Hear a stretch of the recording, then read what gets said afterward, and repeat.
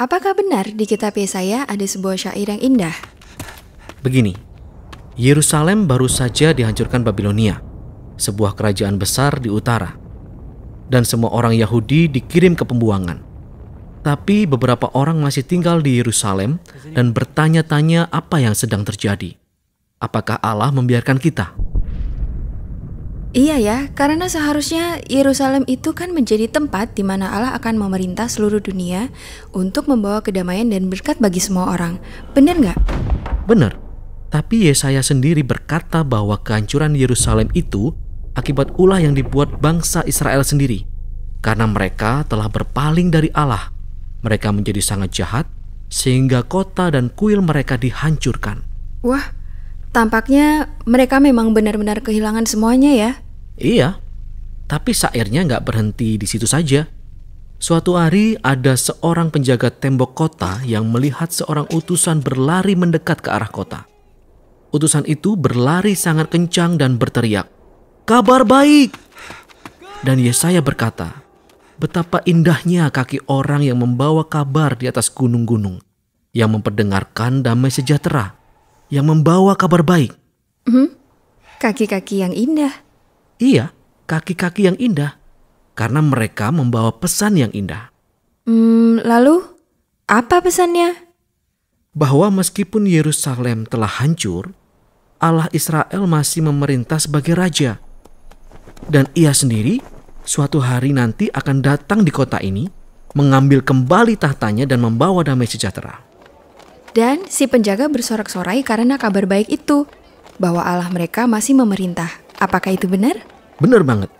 Nah, di dalam perjanjian baru, kita menemukan ungkapan kabar baik. Sebuah ungkapan yang diambil dari bahasa Yunani, yaitu evangelion, yang juga diterjemahkan sebagai kata Injil. Jadi ketika orang Kristen berkata, apakah Anda percaya Injil? Maksudnya adalah, apakah Anda percaya kabar baik? Iya, tapi bukan hanya sekedar kabar biasa saja.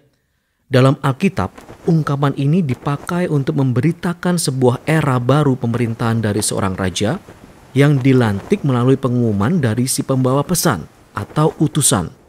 Nah, dalam perjanjian baru, Injil menggunakan ungkapan tersebut untuk merangkum semua pengajaran Yesus. Mereka berkata bahwa ia berjalan berkeliling untuk memberitakan kabar baik tentang kerajaan Allah.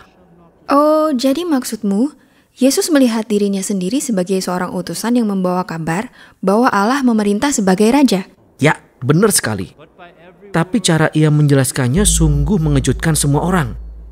Maksud saya begini, coba kamu pikirkan, sebuah kerajaan yang sukses itu haruslah kuat, memiliki kekuasaan yang besar, dan mampu mengalahkan musuh-musuhnya, iya kan?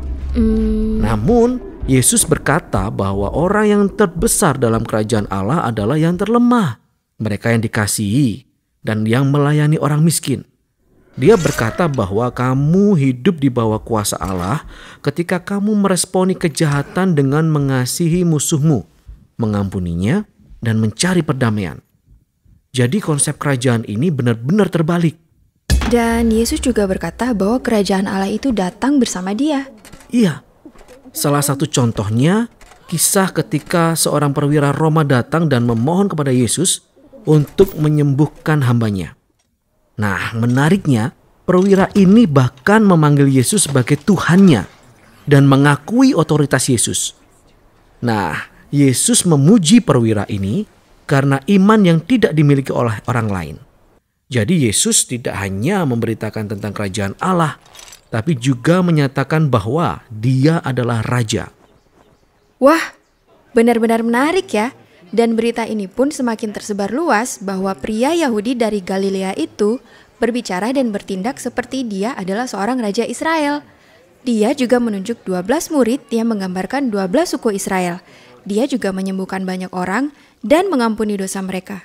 Dan semua hal ini adalah ancaman besar bagi para pemimpin Yahudi saat itu, sehingga mereka memutuskan untuk membunuhnya. Dan Yesus membiarkan mereka melakukannya. Ini benar-benar hal yang sungguh aneh dilakukan jika kamu ingin menjadi seorang raja. Benar tidak? Kamu benar. Tapi bagi Yesus inilah yang harus terjadi. Yesus melihat dosa dan kehancuran umatnya Israel sebagai satu bagian dari keseluruhan kondisi manusia. Bagaimana seluruh umat manusia telah memberontak terhadap Allah sehingga mengakibatkan terjadinya berbagai tragedi dan kehancuran dunia seperti sekarang.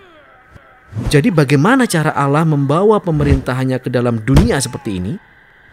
Yesus percaya bahwa hal itu bisa terjadi hanya melalui kasih dan pengorbanan bagi musuh-musuhnya.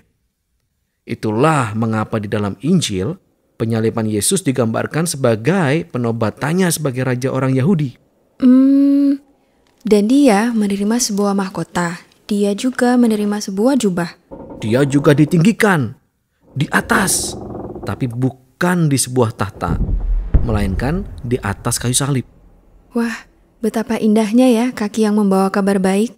Nah, kabar baiknya sekarang adalah bahwa Yesus telah mengalahkan maut dan dia memerintah sebagai raja. Dia telah menebus dosa kita dan membuat dirinya berdosa, serta menaklukkannya dengan hidupnya dan kasihnya.